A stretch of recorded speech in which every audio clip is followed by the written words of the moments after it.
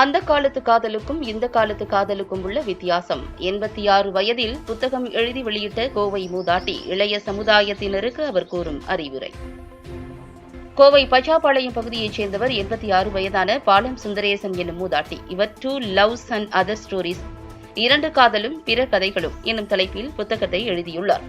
இந்த புத்தகத்தின் வெளியீட்டு விழா கோவையில் உள்ள தனியார் அரங்கில் நடைபெற்றது. இவ்விழாவில் கல்வி துணை என்னும் தன்னார்வ தொண்டு நிறுவனர் சிவசுவாமி இந்த புத்தகத்தை வெளியிட்டார்.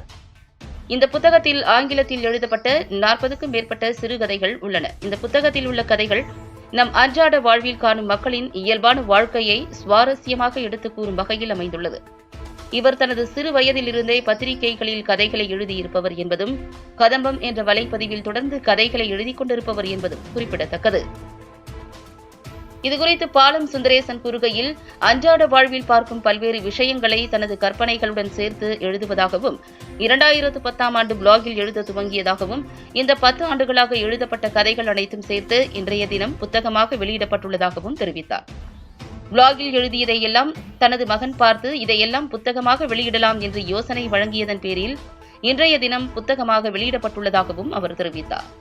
மேலும் இந்த புத்தகத்தில் உரையாடுவது போன்றுதான் அதிகமாக இருக்கும் எனவும், அதுதான் தன்னுடைய தனித்துவம் என்று பலரும் தெரிவிப்பதாகவும் கூறினார்.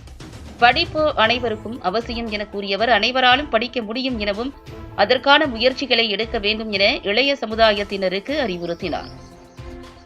இந்த புத்தகம் கருட பிரகாஷன் என்ற வட இந்திய பதிப்பகத்தால் அச்சிடப்பட்டுள்ளது. தற்போது இந்த புத்தகம் www.garudabooks.com என்ற இணைய வழியில் வாங்க இயலும். மேலும் கூடிய விரைவில் கடைகளில் விற்பனை செய்யப்பட உள்ளது. என் பேர் பாலம் சுந்தரேசன்.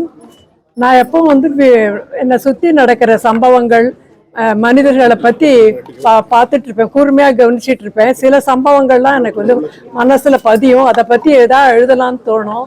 அதில் கொஞ்சம் என்னோட கற்பனையும் சேர்த்து ஒரு கதையாக எழுதுவேன். அது 2010 ஒரு பிளாக்னு ஒன்று ஆரம்பிச்சு அதில் எழுதிட்டுருக்கேன்.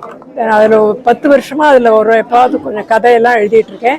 அந்த கதையெல்லாம் இப்போ சேர்த்து இப்போ புஸ்தக வடிவமாக வெளியிடப்பட்டிருக்கு. இதான் உங்களோட முதல் புத்தகங்களா? இதுதான் என்னோட முதல் புத்தகம். இந்த புக்கில் எதை பற்றி அதிகமாக நம்ம பேசப்படுறோம்? மனித சுபாவம். அவர்களோட சில பேருக்கு ஒரு பலகீனம் இருக்கும், சில பேருக்கு ஒரு வலிமை இருக்கும். அந்த மனிதர்களோட பலவித கோணங்கள்லேருந்து தினசரி சம்பவங்கள் தான் முக்கால்வாசி நான் எழுதியிருக்கேன். இந்த புக்கு அதை நான் 10 வருஷமா எழுதுறதெல்லாம் கலெக்ஷன் பண்ணி இப்போ புக்கா போட்டிருக்கோம். அடுத்த புக்கு அது இன்னதான் யோசிக்கணும். அது தமிழ்ல கொஞ்சம் எழுதியிருக்கேன். அதை புத்தகமா போடலாமான்னு யோசிச்சுட்டு இருக்கேன்.